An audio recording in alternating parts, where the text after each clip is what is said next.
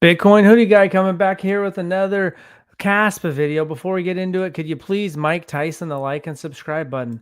I haven't did a live stream in a while, so I figured it was time to pop on here and try to give it a shot. So here we are, going to be talking about my exit strategy. The fact that it's still, Grayscale still has it as a, um, you know, is one of their assets under consideration in currencies. So that's pretty cool. Obviously the price, if you're looking to pick up the dip, then it's good. Things are looking good right now for that. Just actually, just a second here. I'm just actually messing around trying to check something out here. But price, down 6%, but a lot of altcoins are down right now, so there's nothing crazy there. But I think, I don't want to lose sight that Grayscale, which is one of the larger players in crypto, still has it under asset under consideration. And when you look at all these other ones like that, the graph I made before, are basically listed everywhere. So the only one that's not listed everywhere, is Caspa. Now I think Zcash isn't quite listed everywhere, and there's I think Bcash maybe is not on every exchange, but for the most part, you get the point. Now, as far as my exit strategy, I'm going to be kind of looking at the Pi cycle top indicator, and my main plan is to sell off the majority of my Caspa next year.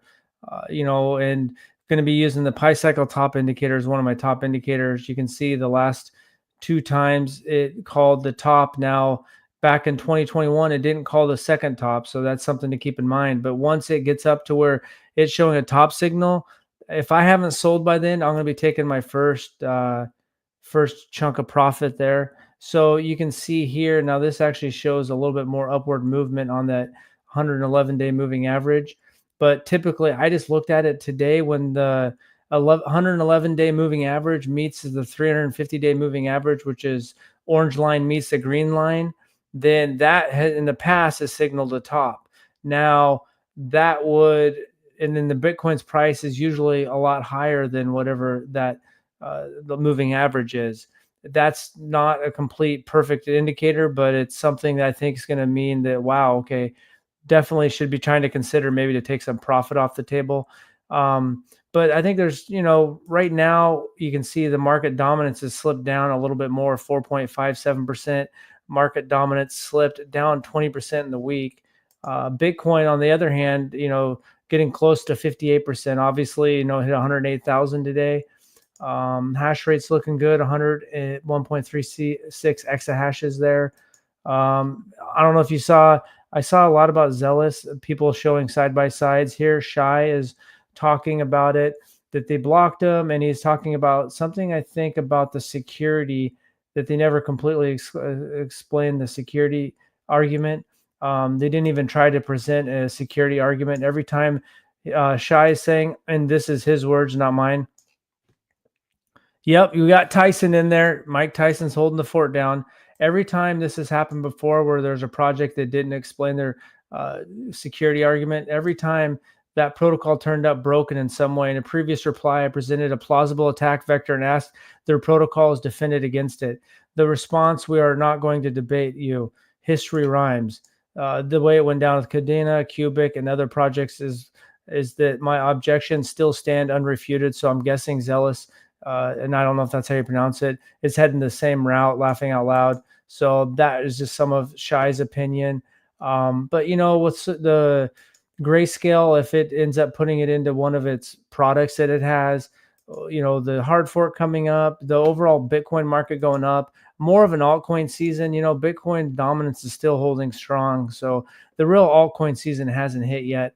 And this is the security right here. Kaspa has security that's kind of leveled off lately, but the last, but all time the security has just gotten stronger and stronger. Now let's just take a couple look at a few other things here. Now this isn't Kaspa, but the thing that's similar about Dog Go to the Moon, the Dog Bitcoin meme coin I have, is that it was free and fair airdrop. So there's, Leonidas kind of spearheaded it, but it was a free fair airdrop. So that there's no team to give tokens to a centralized exchange. So why I bring it up is that it's in the same boat as Kaspa in terms of for centralized exchanges to list it with Caspa or Dog, they have to buy it.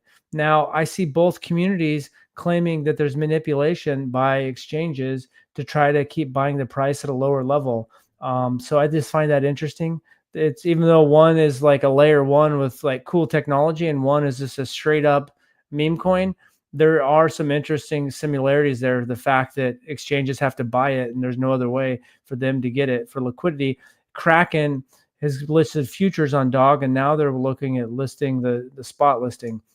Now you got Dennis Porter over here, and he is they made some legislation. Oh, maybe this is something. This might be the wrong one here, but there he had a post here where they're showing the draft of what they could potentially be a day one. Let's see, somewhere here, right here, yeah. This is, the draft for an executive order for Trump to make a strategic reserve, converting the Bitcoin they have. And I mean, that ties into every crypto. So, I mean, the higher Bitcoin soars, the more room it gives the Casper or whatever. I mean, if Bitcoin gets to 200,000, 150, then that kind of sets the range for some of the altcoins to go to. If it goes higher than that, we don't know. We don't know if large money is actually going to start buying that or not. And so you also have David Sachs, who is good buddies with Elon Musk, and he's going to be the AI and digital assets crypto czar for Trump, meeting with Simony Lummis. So seems like a lot of exciting stuff's going on. I don't know about you guys right now. It's weird because I have several different bags. So like Bitcoin hit 108 today. So that part of my brain is like ecstatic. Then my part of Caspa is like, hey man, what's going on? It's slipping down the coin market cap. So like part of me is happy because this part of my bag's going up. And then this other part of my bag is not performing as well. But sometimes what happens with me, I've seen is right when I like, oh my God, that project, nothing's going to happen with it. And then right when I least expect it, it really starts popping off. So can't predict if that's going to happen with Caspa, but right here on Reddit, which I like to pop on and see what some people are saying sometimes. This guy right here saying, is MEXC CAS fraud, right? Okay, I know that I've seen people talking about MEXC on X about potentially trying to manipulate the price down. Can we expect miners to stay profitable if the block rewards drop below 1 CAS?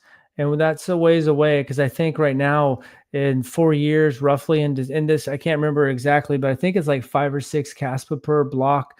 And that's 4 years, which would basically put us at the 2028, right after the presidential election, for the next cycle. For those who recently bought in, folks, I know the price is going up and down. Sure is stressing. This isn't my first rodeo, so I'm used to it. It's important to acknowledge that the price will go up again. There's no doubt. We're sitting behind the best technology. Let's see what the rest of he had to say. Just don't give up because the corrections, this will happen again. With every time, the low will be higher. If you look at the graph the last year, you'll see exactly that. We're still in the beginning phase. This will change once we have a Binance listing. For now, we just have to wait and buy as long as it's cheap. Don't worry, my fellow hodlers. Never sell without taking profit. Just chill and out and buy. So for me, like right now, I think I've ended my accumulation phase. I started first mess around in 2023, like February, but I kind of got a 2X, but my first the bag I have now, I started building in October of 2023.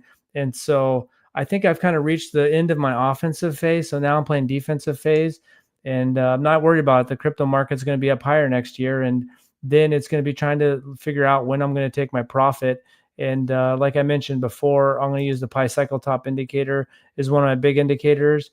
Maybe if there's a big listing, I'll peel a little bit off, but no matter what, if nothing's happened and, which I do think that there should be like, I don't know, Binance has listed futures. They got the mining pool, they've given some rewards away. I mean, it feels like that should happen this cycle, but we don't know. I mean, we're already getting kind of the end of December, but no matter what, when this orange line gets to this green line with my altcoins, Caspa, Doggo to the moon, whatever, the little bit of tiny bit of Cardano I have left, I'm going to be looking at taking some of my sales, and I'm not going to sell in one chunk. I'm looking at doing multiple sales over, an extended period of time, basically laddering out, dollar cost averaging out. That's my plan. So let me know what your plan is.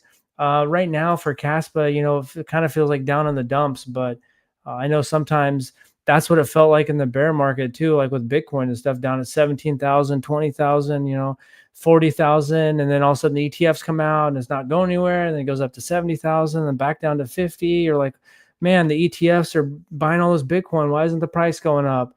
And that does bring a point that, how much paper Bitcoin could exist. I saw one guy that said he's not going to buy any more MicroStrategy stock until he sees proof of reserves on them. So I do know that there should be some crazy stuff happening in this bull market, and I'm keeping an eye on this for obviously for the Bitcoin to hold, but I think for all the altcoins, if this executive order, obviously the Bitcoin Act would be better because that would be buying a million Bitcoin, but this Bitcoin strategic reserve could send the prices a lot higher. And the altcoin season might come later because Bitcoin still might be in price discovery, so we might not get altcoin season for a while.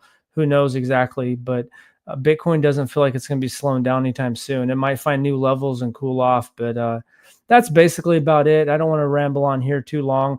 Just I haven't did a live, and I wanted to try one of these vertical lives and see what that was like, to see how that was looking on the.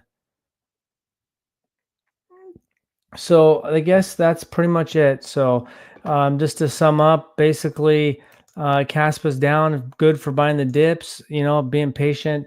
There's a lot of reasons to be bullish right now, and that hasn't changed for me. It always feels better when the price is going up, and at the same time, I'm getting my exit strategy so that when things get hot and heavy next year, I'm kind of taking part of my plan instead of just thinking everything's going to keep going higher, but also keeping part of my bag if it does go higher. So. Part of my plan. So that's all I got. So I thanks for watching and have a good day.